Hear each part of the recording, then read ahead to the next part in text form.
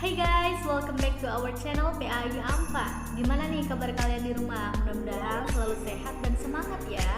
Ingat, si COVID-19 juga masih semangat ya berkeliaran di luar sana.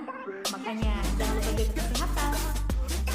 Oke, sebelum kita masuk ke materi, kita perkenalan dulu yuk. Siapa aja sih yang ada di kelompok kelima? Yang pertama ada Nur Zakiah dan Resti Risalati Multaza. Yang kedua ada Isma Hidayati dan Ria Komaria. Selanjutnya ada Sri Rahayu Utami dan Fikri Asidiku Mustafa. Happy watching guys.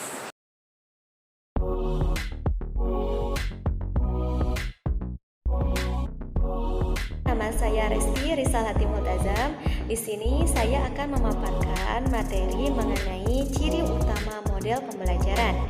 Yang pertama yaitu lingkungan belajar dan sistem pengelolaan atau required classroom structure. Nah, di sini saya akan memaparkan terlebih dahulu mengenai lingkungan belajar. Lingkungan adalah sumber belajar yang berpengaruh dalam proses belajar dan perkembangan anak.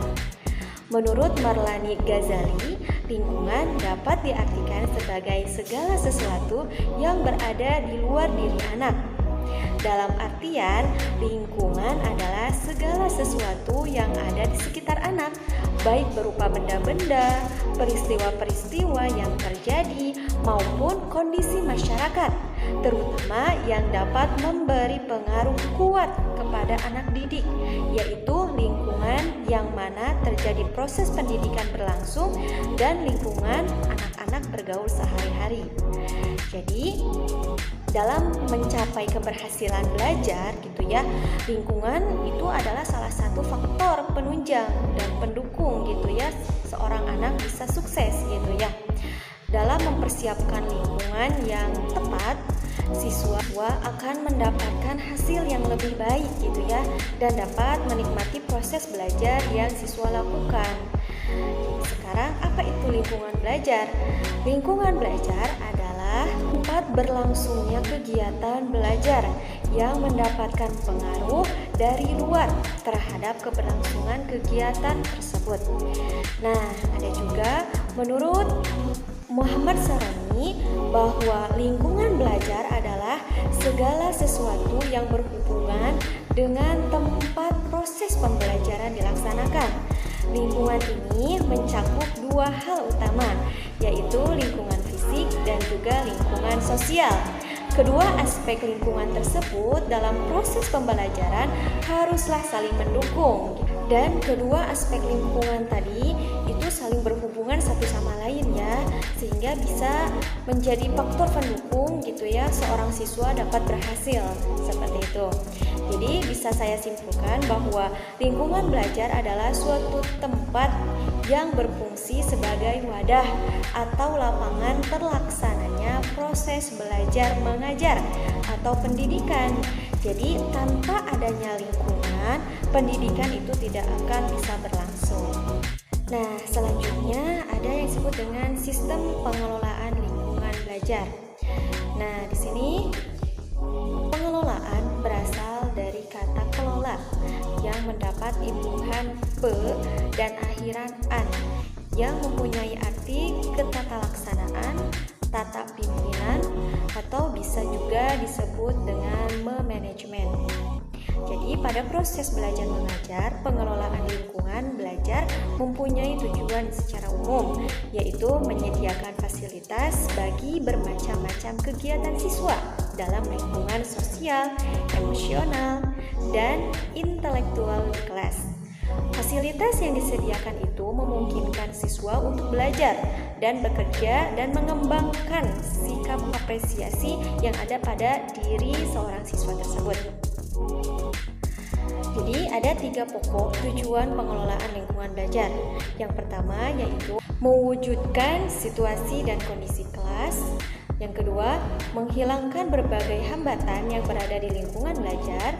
Dan yang ketiga, menyediakan dan mengatur fasilitas serta sarana atau alat peraga belajar yang mendukung dan memungkinkan siswa belajar sesuai dengan lingkungan sosial, emosional, dan intelektual dari diri seorang siswa tersebut. Nah, jadi tiap-tiap model pembelajaran itu membutuhkan sistem pengelolaan dan lingkungan belajar yang sedikit berbeda. Misalnya, model pembelajaran kooperatif itu memerlukan lingkungan belajar yang fleksibel, seperti tersedianya meja, kursi yang mudah dipindahkan. Karena pada model pembelajaran kooperatif, siswa perlu berkomunikasi antara satu dengan yang lainnya gitu. Kemudian pada model pembelajaran diskusi gitu ya, para siswa duduknya itu di bangku yang disusun secara melingkar gitu ya, atau seperti tapal kuda gitu ya.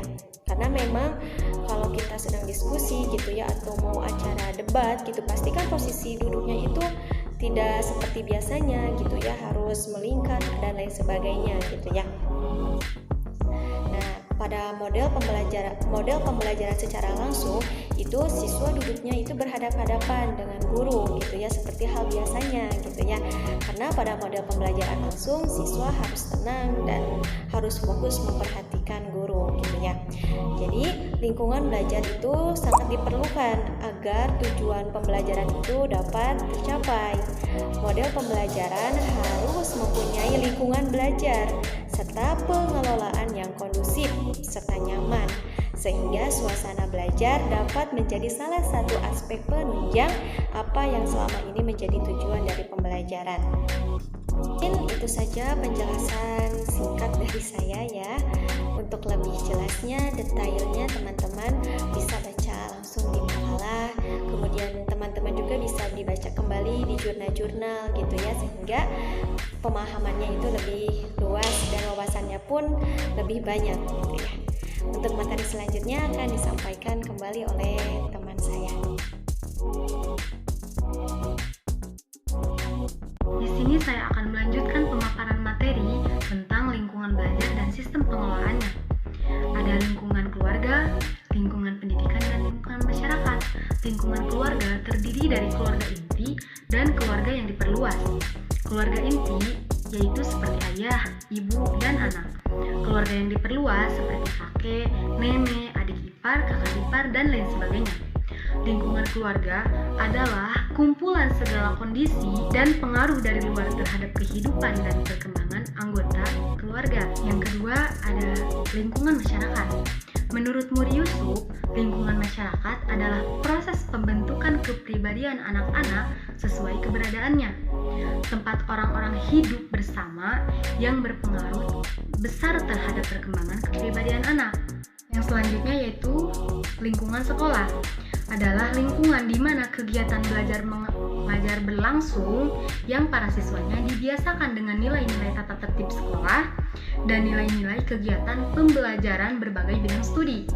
Di dalam lingkungan sekolah itu sendiri ada tata ruang kelasnya. Menurut James, tata ruang kelas berarti membangun dan memelihara lingkungan kelas yang kondusif bagi pembelajaran dan prestasi siswa. Merupakan kegiatan yang terencana dilakukan oleh dosen atau guru dengan tujuan menciptakan dan mempertahankan kondisi yang optimal sehingga diharapkan proses belajar dapat berjalan secara efektif dan efisien sehingga tercapai tujuan pembelajaran. Dalam pengaturan ruang belajar itu sendiri perlu diperhatikan ukuran dan bentuk kelas, bangku dan meja siswa, jumlah siswa dalam kelas, jumlah kelompok dalam kelas, dan lain sebagainya. Sebagian kondisi fisik ruang kelas memiliki pengaruh terhadap kemungkinan munculnya gangguan, semisal ventilasi yang buruk di dalam kelas. Jadi kalau siang panas, karena itu terbukti mampu menurunkan sebagian besar kemampuan para siswa dalam berkonsentrasi terhadap materi-materi pendidikan yang sedang berlangsung.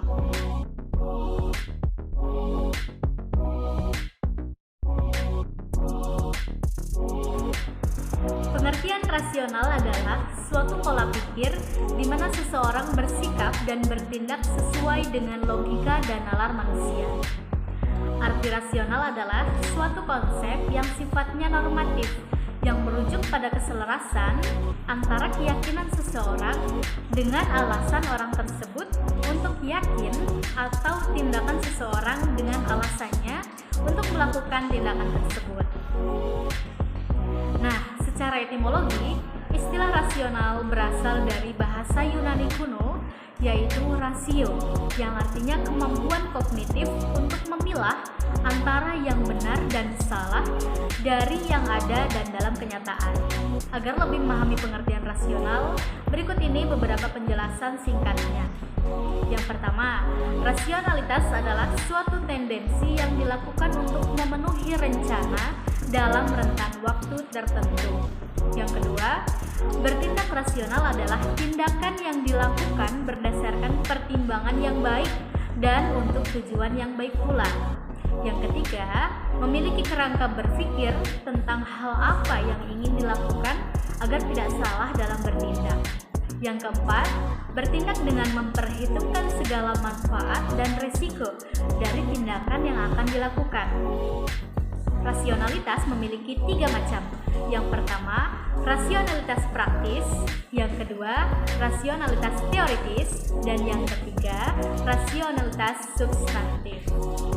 Teori adalah serangkaian bagian atau variabel, definisi dan dalil yang saling berhubungan yang menghadirkan sebuah pandangan sistematis mengenai fenomena dengan menentukan hubungan antar variabel dengan maksud menjelaskan fenomena alamiah. Nah, kata teori memiliki arti yang berbeda-beda pada bidang-bidang pengetahuan yang berbeda pula, tergantung pada metodologi dan konteks diskusi. Secara umum, teori merupakan analisis hubungan antara fakta yang satu dengan fakta yang lain pada sekumpulan fakta-fakta. Bila ditinjau dari etimologi, logis berasal dari sebuah kata bahasa Yunani yaitu logos. Arti dari kata tersebut yakni sebuah kata atau kalimat yang menunjukkan dari hasil pemikiran serta pertimbangan dalam bentuk bahasa. Nah, sedangkan ilmu yang mempelajari suatu hal secara logis sering disebut dengan logika. Logis sendiri sering diartikan dengan kalimat atau pernyataan yang sangat masuk akal. Nah, pemikiran yang rasional dan mampu mengerti sebuah kecakapan dalam menyimpulkan sebuah permasalahan juga dapat diartikan dengan logis. Ada beberapa ciri-ciri model pembelajaran secara khusus, diantaranya 1. Rasional teoritik yang logis yang disusun oleh para pencipta atau pengembangnya. Yang kedua, landasan pemikiran tentang apa dan bagaimana siswa belajar. Yang ketiga, tingkah laku mengajar yang diperlukan agar model tersebut dapat dilaksanakan dengan berhasil. Yang keempat, lingkungan belajar yang diperlukan agar tujuan pembelajaran dapat tercapai.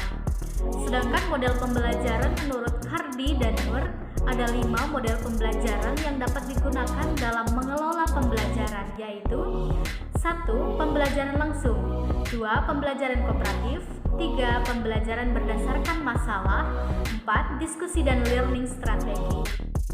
Sebagai seorang guru, harus mampu memilih model pembelajaran yang tepat bagi peserta didik. Nah, karena itu, dalam memilih model pembelajaran, guru harus memperhatikan keadaan atau kondisi siswa, bahan pembelajaran, serta sumber-sumber belajar yang ada, agar penggunaan model pembelajaran dapat diterapkan secara efektif dan menunjang keberhasilan belajar siswa. Nah, sebagai seorang guru diharapkan memiliki motivasi dan semangat pembaharuan dalam proses pembelajaran yang dijalaninya.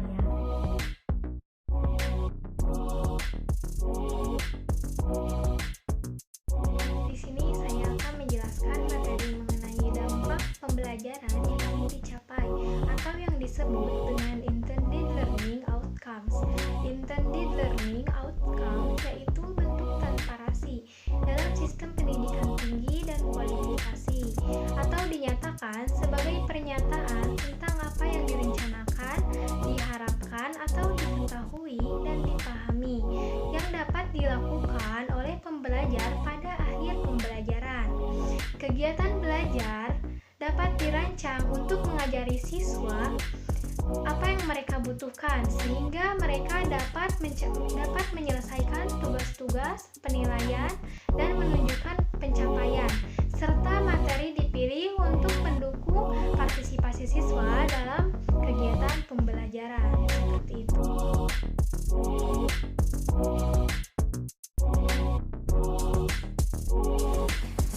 Bismillahirrahmanirrahim. Assalamualaikum warahmatullahi wabarakatuh. Di sini saya akan menjelaskan tentang perilaku guru yang diharapkan.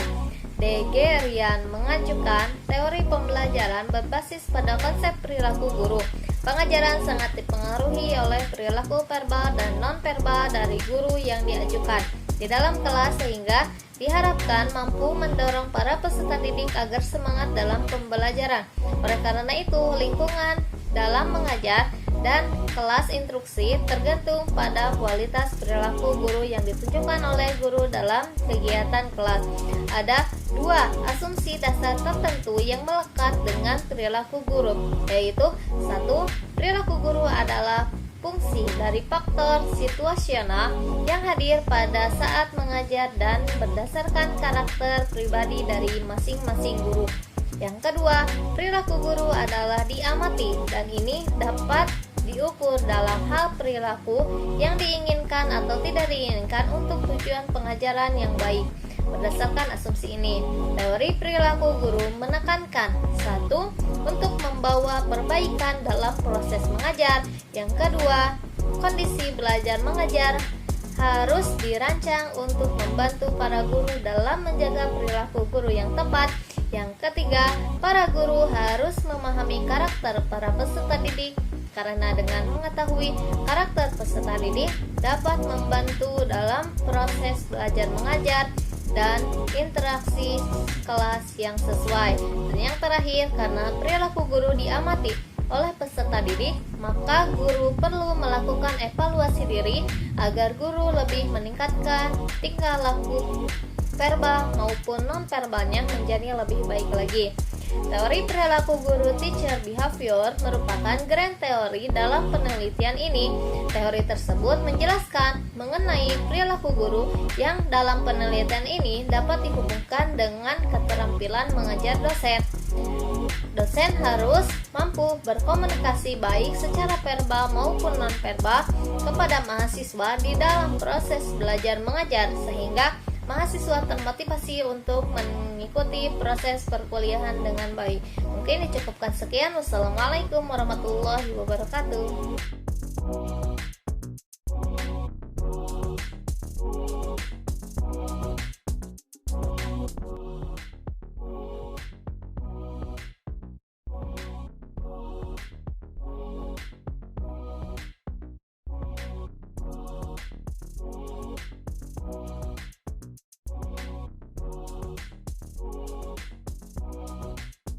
Sehingga peran orang tua sangat sentral dalam mengawasi mendidik anak-anak, terutama dalam menanamkan karakter dalam lingkungan keluarga.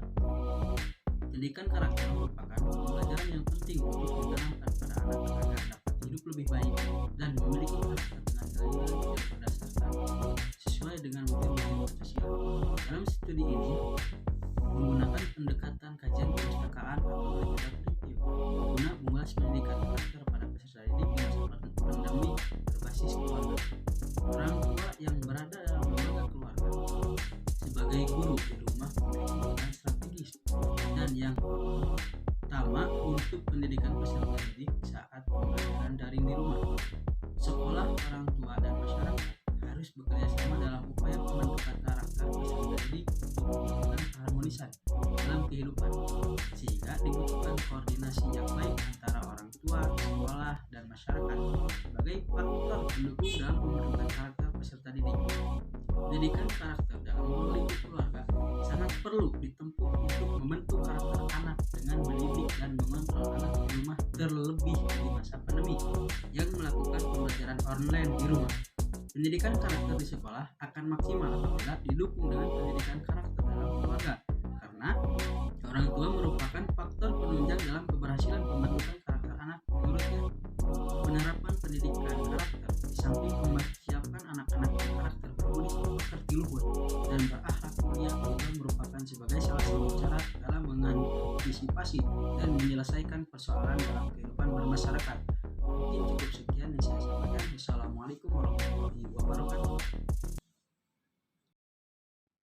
Thanks for watching.